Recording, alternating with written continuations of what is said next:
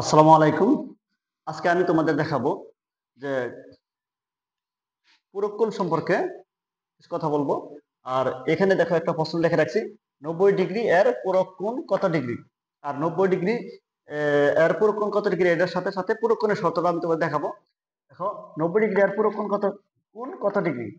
ক 90 ডিগ্রি, খ 60 ডিগ্রি, গ 30 ডিগ্রি, ঘ 0 ডিগ্রি। এখন তোমাদেরকে পূরক কোণ, নিচের কোণটি পূরক কোণ, এর আগে তোমাদের মানে এটা যদি এই প্রশ্ন উত্তর সম্পর্কে এই উত্তর জানার আগে তোমাদের পূরক কোণ সম্পর্কে জানতে হবে। পূরক কোণ কি হয় বা কিভাবে?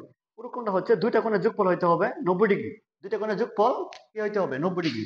মনে করো এটা এটা যদি হয়, এটা এটা এটা যদি হয় 90 ডিগ্রি, এটা যদি হয় 90 ডিগ্রি, তাহলে দুইটা কোণের যোগফল হবে 90 ডিগ্রি। দুইটা কোণের যোগফল মনে করো এই দিক দিয়ে দিলাম, এটা যদি হয় ধরো 30, এটা ধরো 60, আর এটা হবে কত?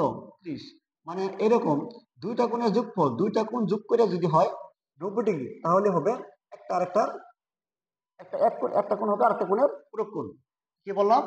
পূরক 90 ডিগ্রি আর পূরক কোণ কত ডিগ্রি? আমাদেরকে এই প্রশ্নের উত্তর জানার আগে জানতে হবে পূরক কোণ সম্পর্কে। পূরক কোণটা কি? পূরক কোণটা কিভাবে হয়?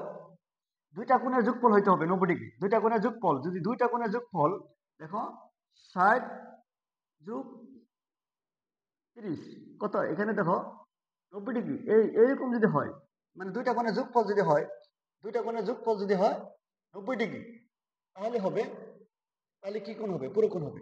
দুইটা কোণের যোগফল যদি হয়, দুইটা কোণের যোগফল যদি হয় 90 ডিগ্রি, তাহলে কি হবে? পূরক কোণ হবে। এখন তাহলে কি বুঝতে পারলা তোমরা?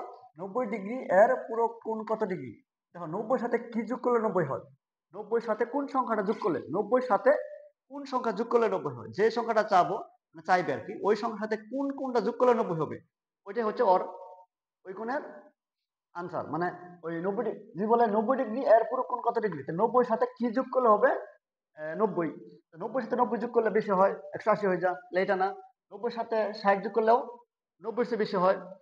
90 সাথে 30 যোগ করলেও কি হয়? 90 চেয়ে বেশি হয়।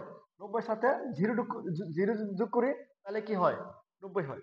তাহলে আমরা কি বলছি যে পূরক কোণ সম্পর্কে যদি ভালো ধারণা মানে আমরা করতে চাই, তাহলে বুঝতে হবে যে পূরক কোণটা কি আর কি। পূরক কোণটা হচ্ছে দুইটা কোণের যোগফল, দুইটা কোণের যোগফল 90 ডিগ্রি হইতে হবে। দুইটা কোণের যোগফল 90 ডিগ্রি হইতে হবে।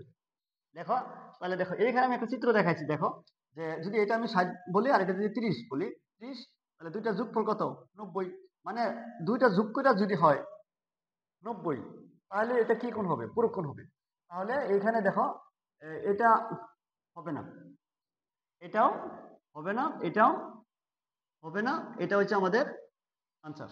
কারণ 90 সাথে 0 যদি আমি যোগ করি, তাহলে কি হবে? 90 হবে।